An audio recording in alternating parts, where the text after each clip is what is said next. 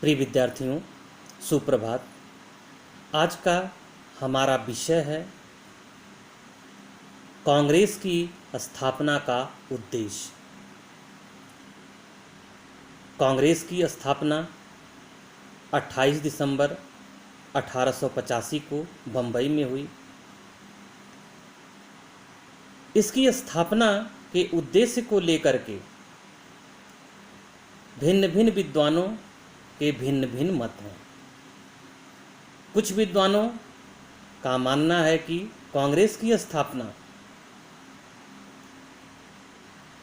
British सरकार को बचाने के लिए हुई थी, अर्थात सेफ्टी वाल्व के रूप में कांग्रेस की स्थापना की गई। लेकिन कुछ विद्वानों का मानना यह है कि कांग्रेस की स्थापना राष्ट्र निर्माण के लिए हुई, राष्ट्रीय चेतना को जागृत करने के लिए हुई तथा उपनिवेशवादी सरकार के विरुद्ध एक ऐसे संगठन की आवश्यकता महसूस की गई जो ब्रिटिश सरकार को चुनौती दे सके। कांग्रेस की स्थापना में सामाजिक, आर्थिक, राजनीतिक, बौद्धिक, ब्रिटिश सरकार की नीतियां आदि ने महत्वपूर्ण भूमिका निभाई। लेकिन जब हम कांग्रेस की स्थापना के उद्देश्यों का निष्पक्ष मूल्यांकन करते हैं तो हमें निम्नलिखित उद्देश्य प्राप्त होते हैं।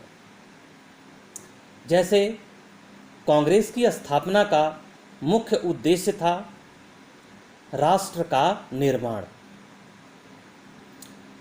1880 के दशक तक भारत ने राष्ट्र बनने की प्रक्रिया के रास्ते पर अपना कदम बढ़ाया ही था।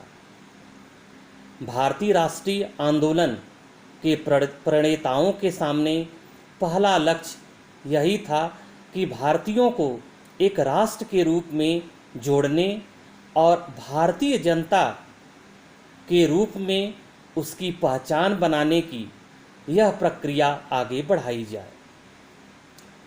उपनिवेशवादी प्रशासक और उनके अनुयायी तब अक्सर यह कहा करते थे कि भारत एक नहीं हो सकता तथा भारत आज़ाद नहीं हो सकता है, क्योंकि भारत एक राष्ट्र है ही नहीं, बल्कि यह महज एक भौगोलिक शब्दावली है जहाँ पर सैकड़ों अलग अलग धर्म व जातियों के लोगों का समूह है।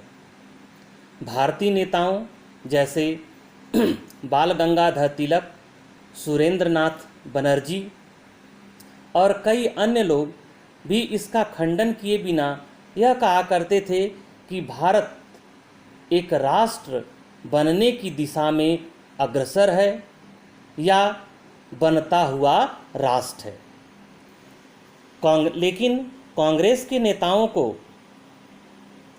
उसका एहसास था कि देश की आर्थिक, राजनीतिक, सामाजिक तथा सांस्कृतिक परिस्थितियां देश के लोगों को एक दूसरे के करीब ला रही हैं, लेकिन वे यह भी जानते थे कि लोगों को उस प्रक्रिया के बारे में जागरूक करना होगा और राजनीतिक चेतना पैदा करनी होगी, तभी राष्ट्रीय एकता का लक्ष्य पाया जा सकेगा। और इसलिए यह जरूरी है कि लोगों में राष्ट्रीय एकता और राष्ट्रवाद की भावना को बढ़ाया जाए। कांग्रेस के नेताओं को इस बात का भी एहसास था कि भारत में जिस तरह की विभिन्नताएं हैं, उस प्रकार की विभिन्नताएं विश्व के किसी भी देश में नहीं पाई जाती। इसलिए उन्हें एक अलग किस्म का प्रयास करना होगा और वो भी बड़ी सावधानी के साथ राष्ट्रीय एकता को पोषित करना होगा, ताकि विभिन्न धर्म, जाति और वर्ग की विभिन्नताओं से परे रखकर वे एकजुट हो सकें। सभी क्षेत्रों में राष्ट्रीय भावना को पहुंचाने के उद्देश्य से यह निश्चित किया गया कि कांग्रेस का अधिवेशन बारी बारी से देश के विभिन्न हिस्सों में आयोजित किए जाएं और अध्यक्ष भी उसी क्षेत्र का हो जहां पर अधिवेशन हो। सभी धर्म के लोगों के बीच पहुंचने और अल्पसंख्यक के मन में छाए डर को दूर करने के लिए 1888 के अधिवेशन में यह तय किया गया कि अगर किसी प्रस्ताव पर हिंदू या मुस्लिम प्रतिनिधियों के बहुत बड़े हिस्से को आपत्ति हो तो वह प्रस्ताव पारित नहीं होगा। 1899 में अल्पसंख्यकों से संबंधित एक प्रस्ताव पारित किया गया। इस प्रस्ताव में कहा गया था कि जहाँ जहाँ पारसी, ईसाई, मुसलमान या हिंदू अल्पसंख्यक हों, वहाँ काउंसिल में उनके निर्वाचित प्रतिनिधियों की संख्या आबादी में उनके अनुपात से कम नहीं होनी चाहिए। इस प्रस्ताव की आवश्यकता का कारण यह बताया गया कि भारत अभी तक समरूप राष्ट्र नहीं था और इसलिए वहाँ के राजनीतिक ढंग यूरोप जैसे नहीं हो सकते थे।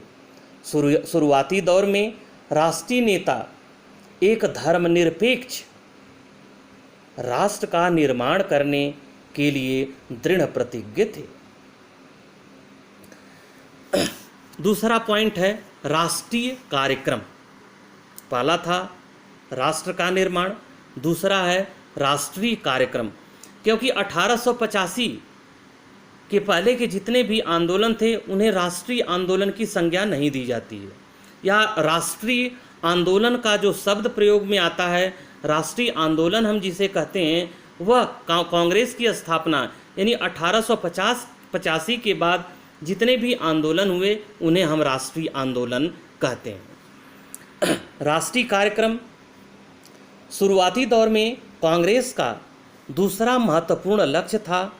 एक ऐसा राष्ट्रीय कार्यक्रम बनाया जाए जिसके अंतर्गत देश के विभिन्न भागों में काम कर रहे राजनैतिक कार्यकर्ता इकट्ठे होकर अखिल भारतीय स्तर पर राजनीतिक गतिविधियां चला सकें और लोगों को शिक्षित और संगठित कर सकें, क्योंकि उसमें शिक्षित और संगठित करना ही सबसे महत्वपूर्ण चुनौती के रूप में देखा जा रहा था। इसके लिए उन अधिकारों की लड़ाई और उन समस्याओं को हाथ में लेना जरूरी था जो प्रत्येक भारतीय की अपनी लड़ाई और उसकी अपनी समस्या थी। इसलिए कांग्रेस ने अपने मंच पर सभी राजनीतिक मुद्दों को तरजीह दी तथा सामाजिक मुद्दों को प्रारंभिक चरण में नकार दिया। दादा भाई नौरोजी के शब्दों में, हम राष्ट्रीय कांग्रेस को सिर्फ उन सवालों तक ही सीमित रखना चाहते हैं जो सवाल पूरे राष्ट्र से जुड़ा हो और जिन सवालों पर सभी के भागीदारी की गुंजाइश हो। आधुनिक राजनीति यानी सामूहिक भागीदारी की राजनीति, राजनीतिक आंदोलन, लामबंदी भारत के लिए नई चीज़ थी। यह धारणा कि राजनीति कुछ लोगों की बपौती नहीं है बल्कि सबके अधिकार क्षेत्र की चीज़ है, भारतीय जनता के दिमाग में अभी तक नहीं बन पाई थी, क्योंकि अभी तक ये माना जा रहा था कि नहीं, राजनीति कोई विशेष व्यक्ति ही कर सकता है। लेकिन कांग्रेस के नेताओं को यह पता था कि जब तक जनता को यह सब मालूम न पड़ जाए, आधुनिक राजनीतिक आंदोलन चलाना नामुमकिन है।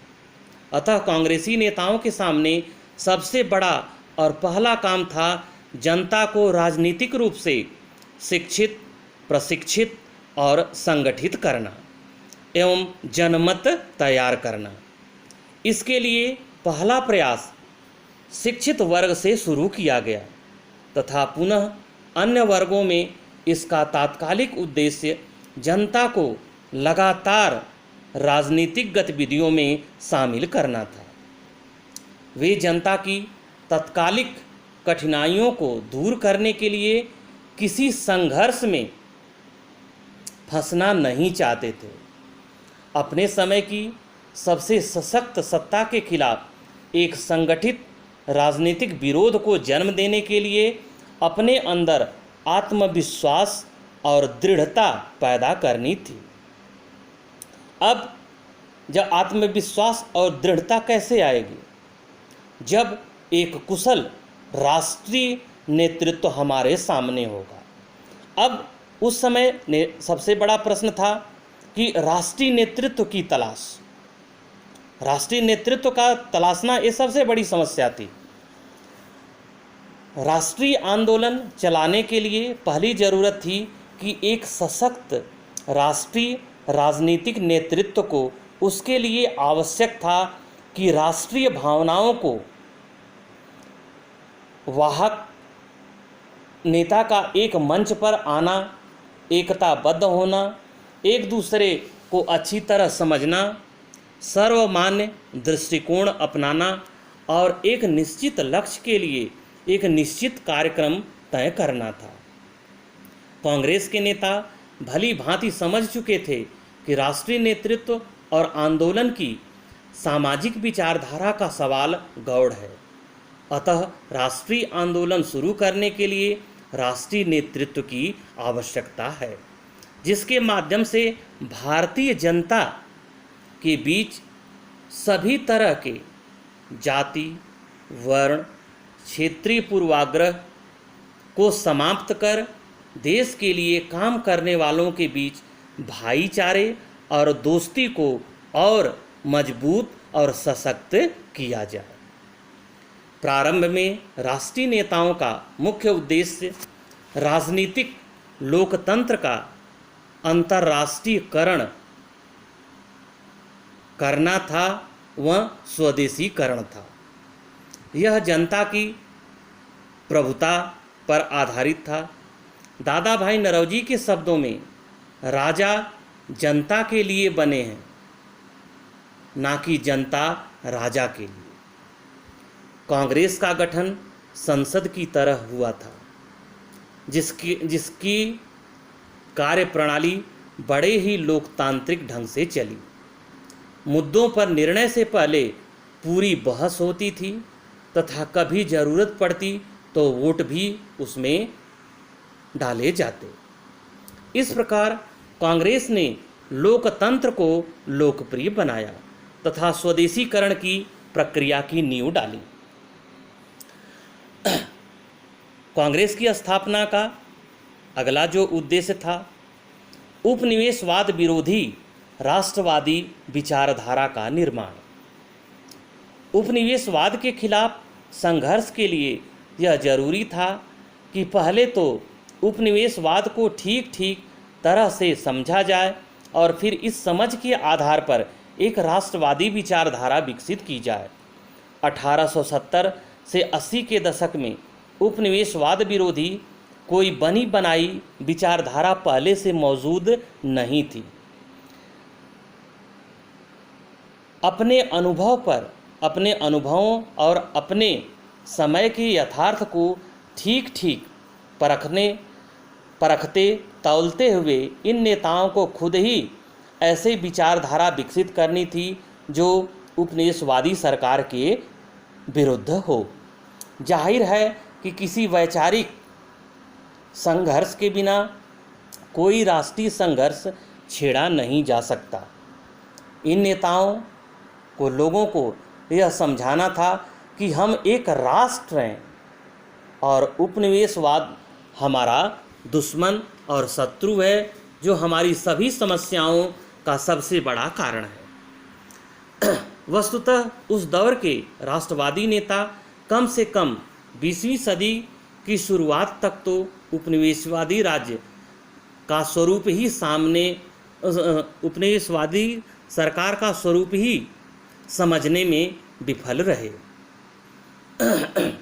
अतः उस समय के राष्ट्रीय नेताओं ने ब्रिटिश शासन के खिलाफ कोई जन आंदोलन नहीं चलाया, लेकिन उन्होंने उसके खिलाफ वैचारिक संघर्ष जरूर शुरू किया और चलाया।